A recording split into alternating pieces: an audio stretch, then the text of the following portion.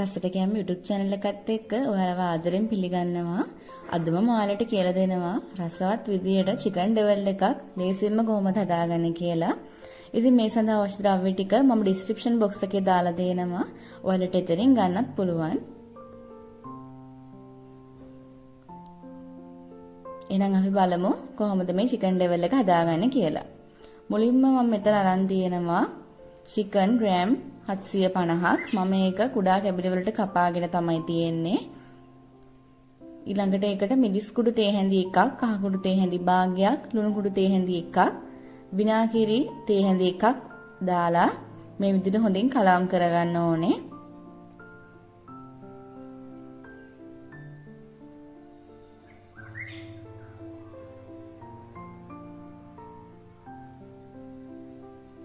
ඊළඟට මේ ටික යට යන ගානට වතුර එකතු කරගන්න ඕනේ.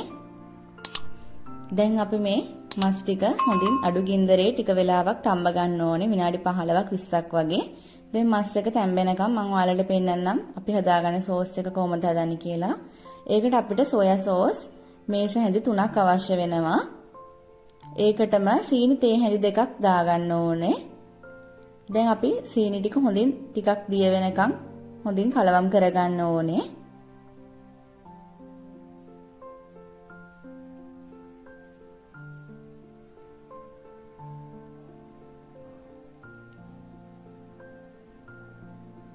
දැන් මෙන්න මේ විදිහට ටික වෙලාවක් කලවම් කරනකොට සීනි දිය වෙනවා.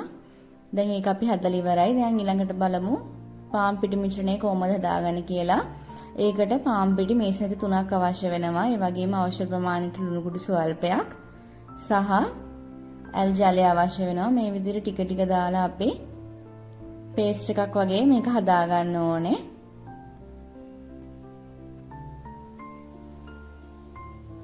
මුලින් වතුර වැඩි කරගන්න එපා. ටික ටික දාලා මම මේ හදන විදිහේ පේස්ට් එකක් ඔයාලත් හදාගන්න. ඉතින් ඇත්තටම මේ හදන විදිහට ඔයාලට චිකන් විතරක් නෙමෙයි ඉස්සෝ දැල්ලෝ ඒ වගේ දෙයක් වුණත් රසට හදාගන්න පුළුවන්. මෙන්න මේ විදිහට දැන් මිශ්‍රණය හදලා ඉවරයි. දැන් අපිට තව පාන් පිටි මිශ්‍රණයක් අවශ්‍ය වෙනවා. ඒකටත් පාන් පිටි මේස හැඳි 10ක් අවශ්‍ය වෙනවා. ඒකටම මිරිස් කුඩු තේ හැඳි භාගයකුයි අවශ්‍ය ප්‍රමාණයට ලුණු කුඩු ටිකකුත් දාලා මේ විදිහට කලවම් කරගන්න.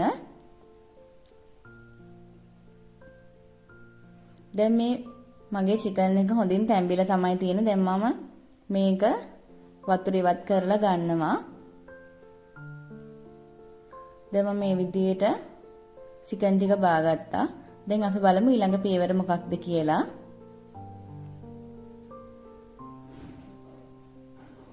දැන් මෙන්න මේ විදිහට තඹගත්තු චිකන් අරගෙන අපි මම මේ කරන විදිහට ඔයාලත් කරන්න. මුලින්ම අපි හදාගත්තු පාන් පිටි මිශ්‍රණය මේ විදිහට දවට ගන්න ඕනේ. ඒකේ තෙත් ගතියට අනිත් පාන් පිටි ටික හොඳින් තවර ගන්න පුළුවන් අපිට. එතකොට පහසුවෙන්ම. ඉතින් අර මං කිව්වත් වගේ මේ ක්‍රමයට ඇත්තටම ඉස්සෝ දැල්ලෝ ඒ වගේ හරිම රසට හදාගන්න පුළුවන්. ඔයාලා අනිවාර්යෙන් try කරන්න. මේ විදිහට අපි ඔක්කොම චිකන් ටික හදාගන්න ඕනේ.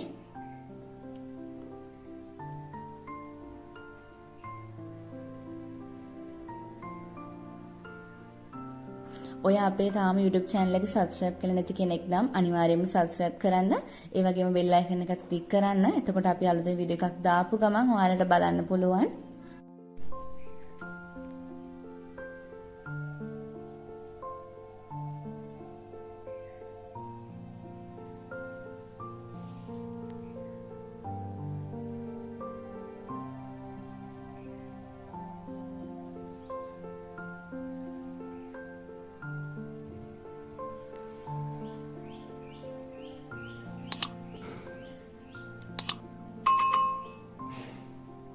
ඊළඟට අපි පෑන් එකක් ලිබේ දාලා ඒක රත් වෙනකොට පොල් තෙල් එකතු කරගන්න ඕනේ.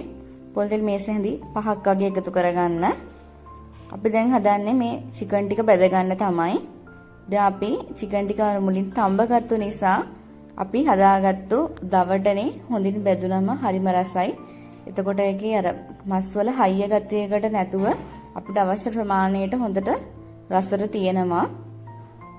වටේ දවටනේ හොඳින් බැදුනම හරිම රසයි.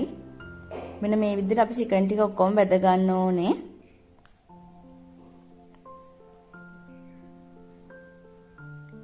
මෙන්න මේ වගේ පාට වගේ ආවම අපි ලිපෙන් බා ගන්න.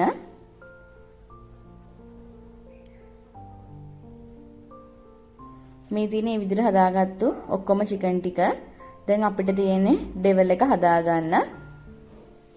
දැන් මම මස් බෙදගත්තු ඒ තෙල් ටිකටම මේ විදිහට තලාගත් ඉඟුරු සුදුරුණු එකතු කරගන්න ඕනේ. ඉඟුරු සුදුරුණු එහෙම තලා ගන්නකොට හොඳට පොඩියට තලා ගන්න. ලොකු කෑලි හිටින්නේ නැති විදියට. නැත්නම් ඔයගලන්ට පුළුවන් පේස්ට් එක යොදා ගන්න.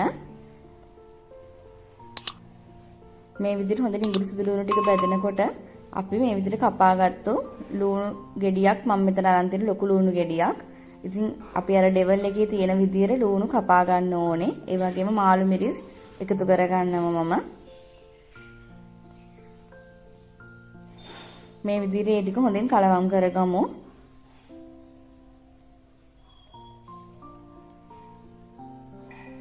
මේ විදිහට විනාඩියක් දෙකක් විතර යනකොට අපි ඊළඟට තක්කාලි ටිකත් එකතු කර ගන්න ඕනේ. තක්කාලිත් මම මේ විදිහට තමයි කපාගෙන තියෙන්නේ ලොකු කෑලි වලට. ඊළඟට මේකට කරපිංච ටිකකුත් එකතු කරගන්නවා.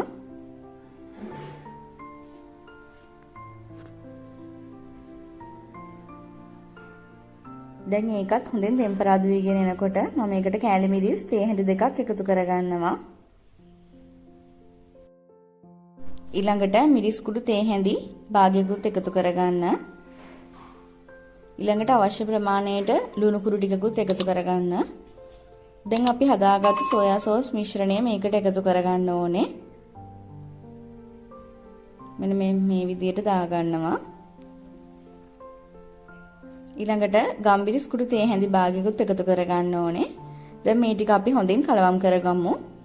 අඩු ගින්දරේ මේක කරන්න, වැඩි ගින්දරේ තියන් කරන්න යන්න එපා. දැන් මේ විදිහට විනාඩියක් වගේ ගියාට පස්සේ අපි චිකන් ටික එකතු කරගන්න ඕනේ ටෙම්පරාදුවට.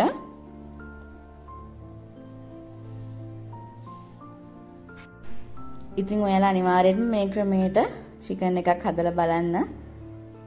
ඔබට පහසුවෙන්ම හදා ගන්න පුළුවන්. පිරිසිදුව ගෙදරදීම හදා ගන්න පුළුවන්. ඊළඟට තක්කාලි සෝස් මේසෙන් දෙකක් වගේ එකතු කරගන්න. ඒ ටිකක් දාලා හොඳින් කලවම් කරගන්න. ඇත්තටම මේ විදිහට චිකන් ඩෙවල් එකක් හදන්න බොහොම පහසුයි. අපිට පහසුවෙන්ම ඉක්මනටම හදා ගන්න පුළුවන් කෑමක් තමයි. ඉතින් දැන් අපි චිකන් ඩෙවල් එක හදලා ඉවරයි. ඊළඟ ඔයාලත් මේ චිකන් ඩෙවල් එක හදලා කොහොමද කියලා රස අපිට කමෙන්ට් එකකින් කියන්න අමතක කරන්නත් එපා. ඔයා මේ වීඩියෝ එකට කැමති නම් වීඩියෝ එකට ලයික් එකක් දාන්න. ඊළඟ අදට අපි ගිහිල්ලා එන්නම්. ඔබට සුබ දවසක්.